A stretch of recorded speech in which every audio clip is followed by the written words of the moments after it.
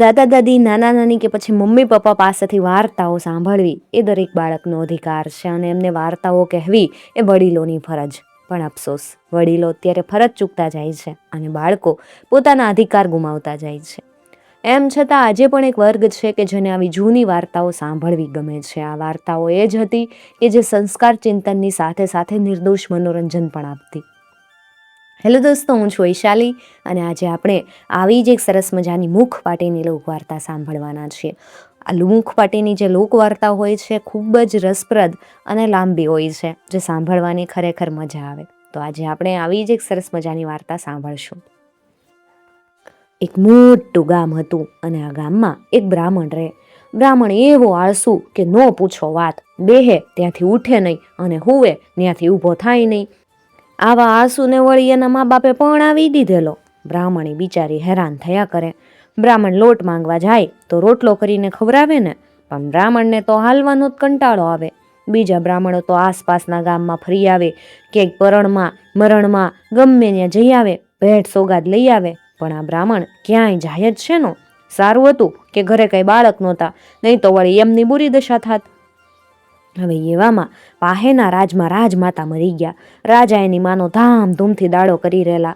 ગામ ગામથી બ્રાહ્મણો અને ગરીબ ગુરબા રાજધાની તરફ જઈ રહ્યા. બ્રાહ્મણી બ્રાહ્મણને કે, આમ બેઠા છો હું, રાજમાતાના દાડામાં જાઉં ને તો કંઈક સારી દાન દક્ષિણા તો મળે. પણ બ્રાહ્મણ ખવળે તો ને, એણે તો આડી ગલિયા પડ્યા કીધું. પણ બ્રાહ્મણી પાછળ પાછળ લાગી. ઈ કે, તમે છે ને રાજમાતાના દાડામાં જાવ ને તો જા, નતર ના. ત્યાં સુધી રાંધુય નહીં, ખાવાય નહીં, પીવાય નહીં, બેહી જ રહું. કંટાળીને બ્રાહ્મણે જવાની હા પાડી. બ્રાહ્મણે હા પાડી એટલે બ્રાહ્મણી રાજી રાજી થઈ ગઈ. બ્રાહ્મણીએ તો સારી મજાની કેળ પાડી, બાળીને રાખ કરી. એ રાખથી ખૂબ ઘસી ઘસીને બ્રાહ્મણના કપડાં બગલાની પાખ જેવા ઉજળા કરી દીધા. ગમે એમ તોય બ્રાહ્મણ રાજા સાહેબ પાસે જવાનો હતો ને. રાજા સાહેબ પાસે જેવા તેવા કપડાં પહેરીને જાય તો કાંઈ શોભે? કપડાં ક્યાંક ફાટી ગયા હતા, ત્યાં એવા મજાના સાંધી દીધા કે નવા નક્કોર જોઈ લ્યો. છેવટે એક દિવસ બ્રાહ્મણ માંડ તૈયારી કરીને રાજાની રાજધાની તરફ ઉપડ્યો, પણ એને જવાની મૂળ ઈચ્છા હતી જ ક્યાં. એટલે એણે કોઈને પૂછ્યું નહીં કે ક્યાં માર્ગે થઈને રાજધાની જવાય. એ તો જે માર્ગ ઉપર હાલ્યો જતો હતો એ જ માર્ગે નાકની સામે નજર રાખી અને હાલવા જ લાગ્યો. બ્રાહ્મણ હાલ્યો જાય, પણ ક્યાંય રાજધાની દેખાય નહીં. રાજધાની હું, કોઈ માણસ એ માર્ગે દેખાય નહીં. સાચે માર્ગે જતો હોત તો માણસ કે રાજધાની કંઈક નજરે પડે ને, પણ એ ભાઈ તો પોતાની રીતે હાલ્યા જાય. હવે નીચો નજર રાખી એ તો હાલ્યો જાય, ત્યાં એની સામે ટેકરા દેખાવા લાગ્યા. નજર નોંધીને જોવે તો મોટા ટેકરા. થોડેક દૂર હાલ્યો ત્યાં પૈસાના ટેકરા નજરે પડ્યા. હવે ત્યાંથી આગળ હાલ્યો તો એક પછી એક આનો, 2 આની, 8 આના ને રૂપિયાના રંગીના ઢગલા મોટા દેખાય. બ્રાહ્મણ તો રૂપિયાના ટેકરા જોઈને રાજી થઈ ગયો. પાછળ ફરીને રૂપિયાને જોતો જરાક આગળ હાલ્યો ત્યાં તો સોના મહોરના ટેકરા આવ્યા. જાણે હમણાં જ ટંકશાળમાંથી સોના મહોર છાપીને બહાર ન નાખી હોય. સૂરજના અજવાળા પડવાથી સોના મહોર એવી ઝગમગે કે સામે નજર નાખતા તો નજરો અંજાઈ જાય. સોના મહોરના ટેકરાની પાસે જ એક મોટો મહેલના મજલા ઠેઠ આકાશની હારે વાતો કરી રહ્યા. મહેલનો મોટો દરવાજો અને દરવાજે એક બાઈ ઊભેલી. બાઈના રૂપનો તો કોઈ પાર નથી, સામે આંખોય મંડાય નહીં એવી રૂપાળી. બ્રાહ્મણ હજી મહેલ નિરખી રહ્યો ત્યાં તો પેલી બાઈ દોડીને બ્રાહ્મણને પગે પડી મંડી બોલવા, પધારો પતિદેવ, કેટલે વર્ષે આપે મને દર્શન દીધા. આપણે નાના હતા ને આપણા લગ્ન થઈ ગયા, એક દિવસ તમે હાલ્યા ગયા તે બસ હાલ્યા જ ગયા, પાછા આવ્યા જ નહીં. તમારી આ અભાગણી વહુને ભૂલી ગયેલા? કેટલા વર્ષથી અહીંયા ઊભી તમારી રાહ જોઉં. આજ આટલે વર્ષે તમારા દર્શન થયા એટલે મારે તો જાણે હોનાનો સૂરજ ઉગ્યો. પધારો પતિદેવ, પધારો, આપના મહેલને પાવન કરો. દૂરથી મુસાફરી કરીને હાલ્યા આવતા લાગોત એટલે આરામ કરો, થાક ઉતારો. બસ હવે આપણે આનંદથી ખાશું પીશું ને મોજ કરશું. ભગવાને મોજ કરવાને આપણને ક્યાં ઓછું આપ્યું. પધારો પતિદેવ, પધારો. બ્રાહ્મણ તો આ સાંભળીને અચંબામાં જ પડી ગયો. પત્ની હું ને વાત હું, એ વિચાર કરે, હું તો પૈણ્યો છે એકવાર અને એ પરણેતર તો આજે મને દાન દક્ષિણા લેવા એણે જ ધકેલ્યો. એ બિચારી હજી ગામડામાં બેઠી અને આને વળી હું ક્યારે પૈણ્યો હોઈશ. પણ એને બીજો વિચાર આવ્યો, કદાચ હું અણસમજણો હોઉં ત્યારે મારા માવતરે મને પરણાવી દીધો હોય તો કોને ખબર, આ બાઈ સામે હાલીને કેત ત્યારે કઈ વાત ખોટી તો ન જ હોય. પોતે ના પાડે તો આટલા વર્ષથી રાહ જોતી આ બાઈનું શું થાય?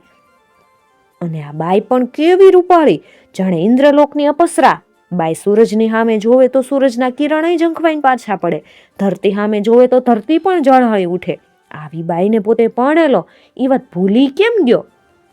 આમ વિચારતો બ્રાહ્મણ ત્યાં ઊભો. ત્યાં તો બાઈ ફરીથી બોલવા લાગી, ગાંડા પતિદેવ, મને ક્યારે પરણેલા ઈ યાદ કરોસ ને? કેવા ધામધૂમે અને ઠાઠ મારથી આપણા લગ્ન થયેલા ઈ ભૂલી ગયા? મારા પતિદેવ તો હાવ ભૂલકણા નીકળ્યા. ભૂલકણા પતિરાજ, પધારો પધારો, આ મહેલ આપનો જ છે અને આપની સેવા ચાકરી કરવા માટે આપના ચરણની દાસી અહીંયા તૈયાર જ ઊભી, પધારો. બ્રાહ્મણ કાંઈ બોલ્યા વગર બાઈની પાછળ મહેલમાં ગયો. આહા, કેવો રૂપાળો મહેલ! મહેલને 7 મજલા અને મજલે ઓરડા, ઓરડાને વિવિધ રીતે શણગારેલા. બ્રાહ્મણ તો ફાટી આંખે બધું જોતો જાય અને હાલ્યો જાય. બાઈએ ફરીને આખો મહેલ બતાવ્યો, પણ બ્રાહ્મણને એક વાતનો અચંબો થયો. આવડા મોટા મહેલમાં આ બાઈ સિવાય બીજું કોઈ માણસ કેમ ન દેખાય? કોઈ નોકર, કોઈ ચાકર, કોઈ દાસી, કાંઈ નહીં. આમ કેમ હશે? બ્રાહ્મણને ઘણું પૂછવાનું મન થયું, પણ એની જીભ ઉપડી નહીં. હવે વાત એમ હતી કે આ બાઈ કોઈ માનવી નહોતી, એ તો હતી રાક્ષસી. એણે અહીંયા રાજાને, રાણીને, રાજકુટુંબના એક માણસને મારીને ખાધેલા. એ પછી તે વસ્તી મારીને મંડી ખાવા, વસ્તીને સાફ કરી નાખી. અડખે પડખેના જોજનના વિસ્તારમાં કાળા માથાનું કોઈ માનવી નહોતું. એકલી રાક્ષસી જ આ મહેલમાં રહે. બ્રાહ્મણ રાક્ષસીની સાથે રહેવા લાગ્યો. બંને આખો દિવસ ગાન ગુલતાન કરે. રોજ રાક્ષસી ભાતના ભોજન રાંધે અને બ્રાહ્મણને ભાવથી ખવડાવે. 7-8 દિવસ થયા એટલે રાક્ષસી કે, આપણે અહીંયા કેવા ગુલતાન કરીએ અને તમે ગામડામાં પરણ્યાસ ને એ મારી બેન શું કરતા હશે? તમે એને ભૂલી જ ગયા. કેવા ભૂલકણા છો તમે! આપણે સાથે રહીએ અને આનંદ કરીએ, પછી જગતની ચિંતા નહીં. આવતીકાલે જ તમે ઉપડો, મારા બેનને તેડી લાવો. મારા બેન માટે સારા કપડાં અને ઘરેણાં હું તૈયાર કરી આપું. રાક્ષસીએ તો નવા કપડાં અને ઘરેણાં ગાંઠા બાંધી અને બ્રાહ્મણને પોટલું આપ્યું ને બીજે દિવસે બ્રાહ્મણ ઘર તરફ હાલ્યો. ત્યાં ઘરે બ્રાહ્મણીનું શું થયું હતું? રાજમાતાના દાડામાંથી ગામના બીજા બ્રાહ્મણો મોટી ભેટ સોગાદો લઈને પાછા આવ્યા, પણ એનો પતિ હજી પાછો આવ્યો નહીં. એણે બીજા બ્રાહ્મણોને પોતાના પતિના સમાચાર પૂછી જોયા, પણ બધા કે અમે તો એને જોયા જ નથી. પછી ક્યારે આવશે એની શું ખબર? બિચારી બ્રાહ્મણી રોજ એના પતિની રાહ જોવે, સાંજ પડે નિરાશ થાય અને છેવટે એમ વિચાર કરે કે રખેને બ્રાહ્મણ માર્ગ ભૂલી ગયો હોય, જંગલને રસ્તે ચડી ગયો હોય, કોઈ લૂંટારાએ મારી તો નહીં નાખ્યો હોય ને. બ્રાહ્મણી આવા વિચારથી રોજ રડે.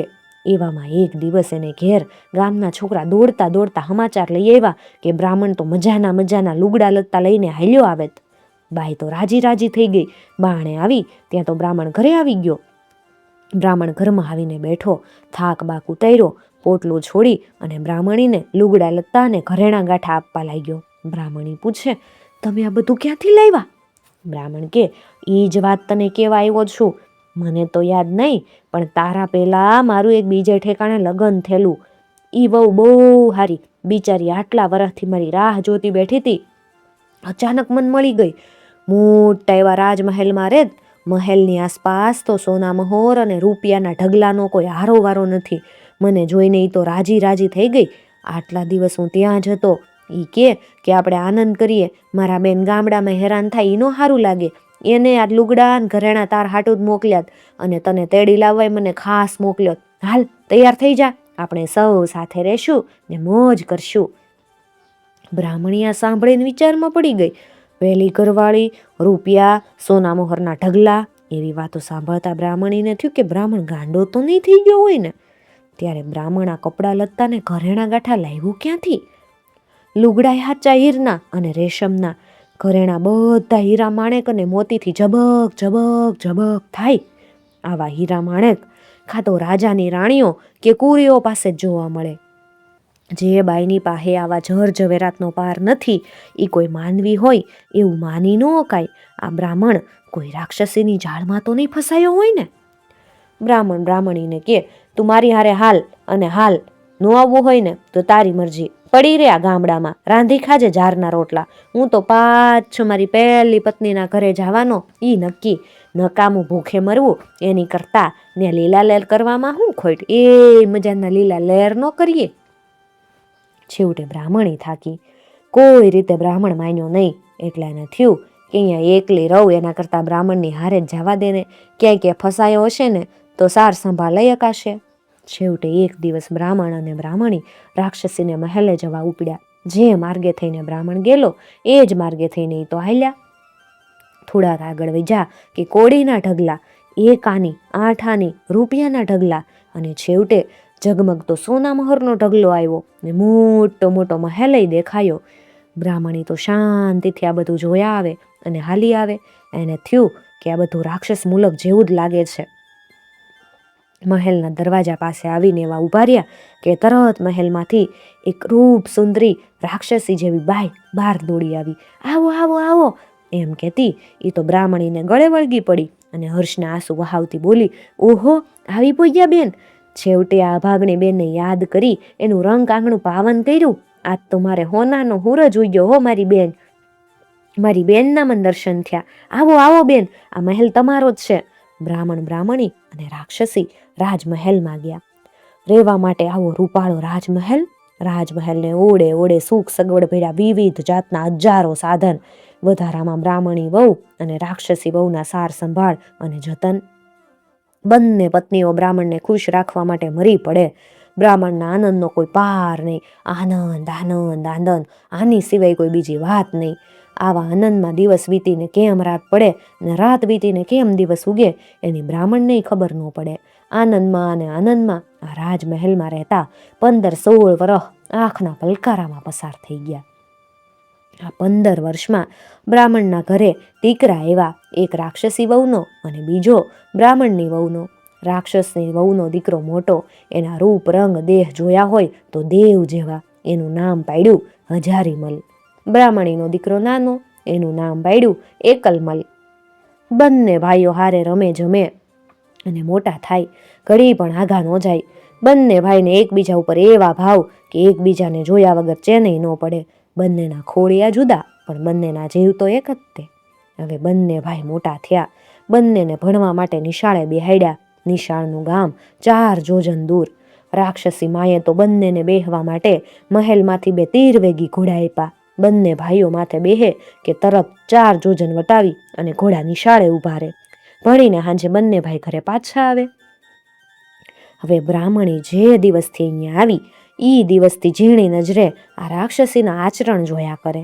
એને મનમાં શંકા તો હતી કે નક્કી આ રાક્ષસી હોવી જોઈએ, પણ રાક્ષસીનું કોઈ વર્તન હાથ ન આવે. રાક્ષસી તો બહુ સંભાળતી રહે, કોઈને કાંઈ ખબર પડવા દે નહીં. જેમ માનવી વર્તે ને એમ જ વર્તે, પણ જાતિ સ્વભાવ કેટલોક છૂપો રહે.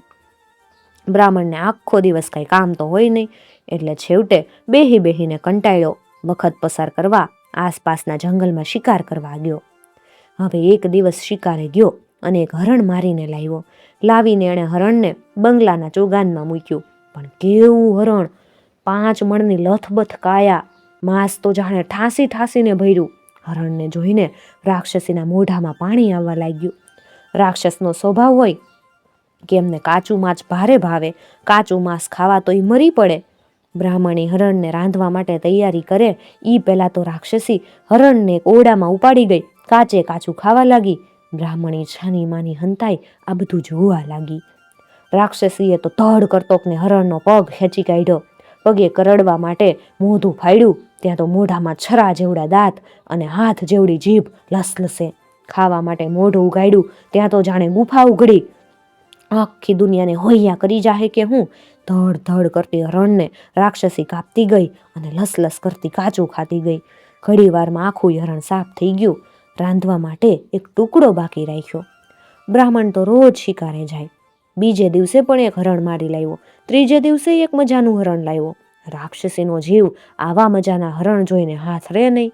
કાચું માંસ ખાવા એ તો ઊંચી નીચી થાય અને તરત હરણને ઢહળી અને ખાવા લાગે. બીજું ને ત્રીજું હરણ પણ આવી રીતે જ ખવાઈ ગયું. હવે ત્રીજે દિવસે બ્રાહ્મણી નો રહી હતી.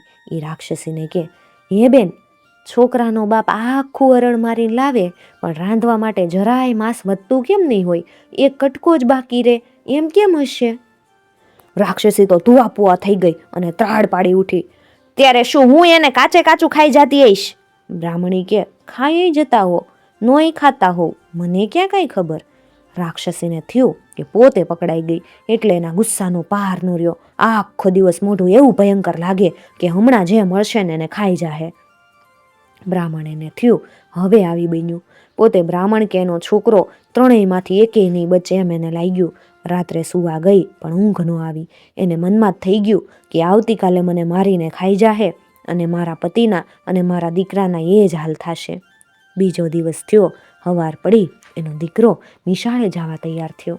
એણે સોનાની ટબુડીમાં દૂધ ભર્યું અને એકલમલને આપતા કે, જો બેટા, તને એક વાત કહું, તારા ભાઈ હજારીમલની માં રાક્ષસી છે. એ આપણા ઉપર ખીજાણી છે. એ હવે આપણને જીવતા નહીં મૂકે. તું ભણવા જા, ત્યાં દૂધનો રંગ જોતો રહેજે. જો એ થોડું ઘણું રાતું થઈ ગયું હોય ને તો માનજે કે એણે તારા બાપને મારી નાખ્યો, અને જો બધુંય રાતું થઈ જાય ને તો માનજે કે એણે મનેય મારી નાખી. તો પછી આ દિશાએ તું પગલું માંડતો નહીં, ઘોડા ઉપર બેહીને ભાગી છૂટજે. જો આ બાજુ આવીશ ને તો રાક્ષસી પણ તને ખાઈ જાહે, માટે તું મારું કહ્યું એટલું માનજે. રાક્ષસી તો હવારમાં ઉઠી તરત બ્રાહ્મણને ફરમાવી દીધું કે તારે હવે બ્રાહ્મણની સાથે બોલવાનું નથી.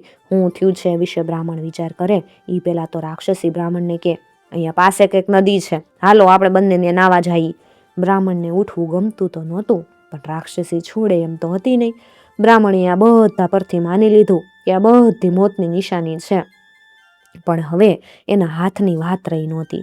રાક્ષસી અને બ્રાહ્મણ બંને નદીએ નાવા ગયા તો જેવો બ્રાહ્મણ કપડાં કાઢીને નાવા તૈયાર થયો ત્યાં તો રાક્ષસીએ એનું મૂળ સ્વરૂપ ધારણ કર્યું. ઠેઠ આકાશને માર્ગે માથું અડે અને હાથ પગ તો જબરા થાંભલા જેવડા, છરા જેવડા દાંત કચકચાવે ને હાથ જેવડી જીભ લસલસાવે. પાવડા જેવા નખ આંગળીઓ ઉપર વળી ગયા. બ્રાહ્મણ રાક્ષસીનું આવું સ્વરૂપ જોઈને ફાટી આંખે જોઈ રહ્યો. ત્યાં તો ઉંદરને બિલાડી ઉપાડે એમ રાક્ષસીએ બ્રાહ્મણને ઉપાડ્યો. ધડ એના હાથ પગ ખેંચી કાઢ્યા. કાચા ને કાચા કરડ મંડી ખાવા. થોડીક વારમાં તો બ્રાહ્મણનું માથું, પેટ, બધા અંગ રાક્ષસી સાફ કરી ગઈ. તરત જ ત્યાંથી રાક્ષસી મહેલ તરફ દોડી આવીને બ્રાહ્મણીને પકડી અને ધડ એના અંગે અંગ તોડીને મંડી ખાવા. ઘડી વારમાં તો બ્રાહ્મણી હતી નહોતી થઈ ગઈ. એકલમલ નિશાળે ગયો તો પણ એનું ધ્યાન એની માએ આપેલ સોનાની ટબોડીના દૂધ ઉપર હતું. બપોરનો વખત થયો. ટબોડીનું દૂધ થોડુંક લાલ દેખાયું. તરત એણે ચીસ પાડી. પાસે બેઠેલ એના ભાઈ હજારીમલે પૂછ્યું, કેમ ભાઈ, શું થયું? બૂમ કેમ પાડે? એકલમલ કે, પિતાજી મરી ગયા. હે, શું કે? આમ હજારીમલ પૂછે ત્યાં તો ટબોડીનું બધું દૂધ લાલ થઈ ગયું. જોરથી ચીસ પાડીને એકલમલ બોલી ઉઠ્યો, મારી માં મરી ગઈ. આમ કીધું તો બહાર દોડ્યો અને એના ઘોડા ઉપર સવાર થઈ ગયો. એકલમલ આ શું બોલી રહ્યો એમ કરી રહ્યો. એને કાંઈ ન સમજાવાથી હજારીમલ પાછળ દોડતો આવીને પૂછે, અરે તું ક્યાં જાય એકલ? તું આ હું બોલી ગયો? ઊભો રે, હું તારી પાસે આવું, તારી સાથે આવું. એકલમલ કેમે કરીને છાનો રે નહીં. ખૂબ સમજાવ્યો ત્યારે માંડ બોલ્યો, તને હું કહું હજારીભાઈ, કીધા જેવી વાત નથી ને માન્યામાં આવે એવી વાત નથી. હજારીમલ કે, પણ તું તારે કે ને, હું તારો ભાઈ છું, તારી વાત માન્યામાં મને નહીં આવે. એકલમલ કે, તો સાંભળ, તારી માં રાક્ષસી છે. મારી માં એના કંઈક વાકમાં આવી હશે. આજે તારી માએ આપણા બાપા અને મારી માને ખાઈ ગયા. જો હું રોકાઈશ ને તો મનેય ખાઈ જાહે. મને ભાગી છૂટવા દે.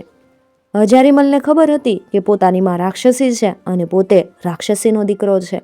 શું એકલમલને જવા દેશે કે પછી એકલમલને સાથે લઈ પોતાની માં પાસે આવશે? વાર્તામાં આગળ શું થશે એ સાંભળવા તમારે વાર્તાના બીજા ભાગની રાહ જોવી પડશે. મિત્રો, તમને જો વાત સાંભળવી ગમતી હોય તો ચેનલને જરૂરથી સબસ્ક્રાઈબ કરી અને સાથે આપેલું બેલ આઇકોન જરૂરથી પ્રેસ કરજો, જેથી આવનાર વાર્તાના નવા ભાગની નોટિફિકેશન સૌથી પહેલાં તમને મળી શકે.